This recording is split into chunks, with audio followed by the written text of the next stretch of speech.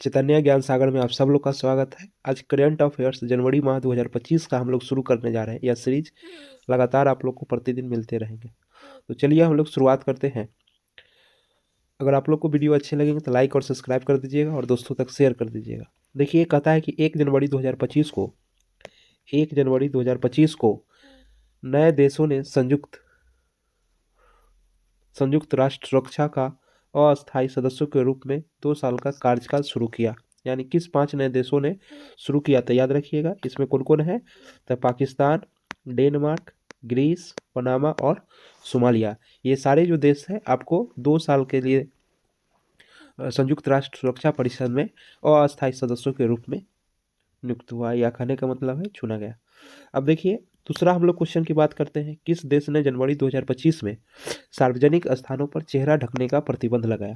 तो ये ध्यान रखिएगा, स्विट्जरलैंड है ना। स्विट्जरलैंड जो है वह प्रतिबंध लगाया।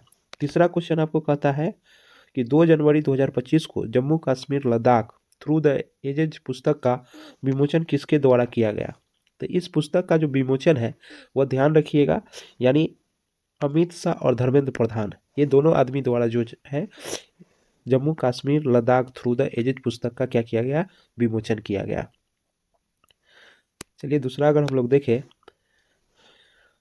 इसमें देखिए, इसमें क्या कहता है आपको, इसमें क्वेश्चन कहता है आपको कि घर हर घर है ना, गलती हो गया, हर घर लखपति योजना की शुरुआत किसके द्वारा किया गया? तो याद रखिएगा, एसबीआई के द्वारा किया गया था, है ना। लोगों की जमा पूंजी को अधिक करने के लिए यह योजना लाया गया था। किसके द्वारा? एसबीआई के द्वारा। 3 जनवरी 2025 को खो खो वर्ल्ड कप का शुभंकर किसको, कौन सा शुभंकर को अपनाया गया? तो याद रखिएगा, तेजस और तारा। यानी खो खो 2025 का शुभंकर अगर पूछ दे तो ये याद रखना है, खो खो और तारा जो है 2025 के खो खो वर्ल्ड कप का क्या है? ये शुभंकर है। देखिए आगे क्या कहता है, 6 नंबर क्वेश्चन। 3 जनवरी 2025 के अनुसार दुनिया का सबसे प्रदूषित शहर कौन था? हुनोई, है ना। और हुनोई कहाँ की राजधानी है? तो याद रखिएगा, वियतनाम का। यानी दुनिया का सबसे प्रदूषित शहर कौन था? हुनोई। और कहाँ की राजधानी है? तो याद रखिएगा, वियतनाम का।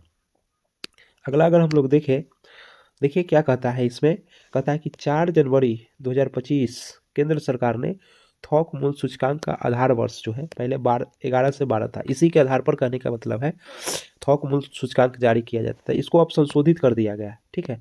और 21 और 22 और 23 के लिए एक समिति की गठन किया गया जिसमें 18 सदस्य थे, है ना। और उसकी अध्यक्षता किसने किया? तो याद रखिएगा, यानी रमेश चंद, उसका नाम है रमेश चंद। रायतू भरोसा योजना किस राज्य से संबंधित है? रायतू भरोसा योजना जो है वह किस राज्य से संबंधित है? तो यह ध्यान में रखिएगा, तेलंगाना से संबंधित है। कहता है कि शोधकर्ताओं ने 9 नंबर क्वेश्चन है, आपको क्वेश्चन कहता है कि शोधकर्ताओं ने किस राज्य में सिपाही जला वन अभ्यारण्य में बांडेड रॉयल तितली देखे जाने की घोषणा किया? तो याद रखिएगा, ये अभ्यारण्य कहाँ है? तो याद रखिए त्रिपुरा में। ये त्रिपुरा में, भारत की त्रिपुरा जो है आज वहाँ पर ये है। आगे देखिए, आगे अगर हम लोग देखें, अब कहता है कि विश्व ब्रेल दिवस कब मनाया जाता है? विश्व ब्रेल या लुई ब्रेल दिवस कब मनाया जाता है? विश्व लुई ब्रेल दिवस कब मनाया जाता है, या ब्रेल दिवस कब?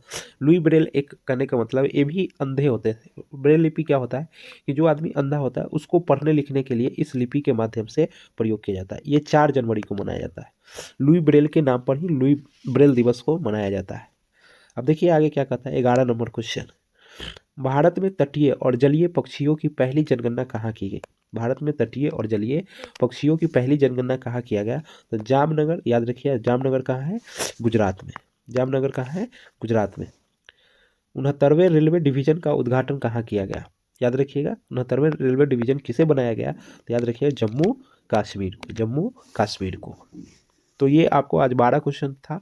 प्रतिदिन इसी प्रकार से कुछ संख्या बढ़ते जाएंगे और लगभग 25 क्वेश्चन हम लोग प्रतिदिन, या 30 क्वेश्चन प्रतिदिन करंट अफेयर्स का प्रत्येक महीना का हम लोग करते रहेंगे ऐसी डिस्कशन। अगर आप लोग को वीडियो अच्छा लगेंगे तो लाइक और सब्सक्राइब जरूर कर दीजिए। धन्यवाद।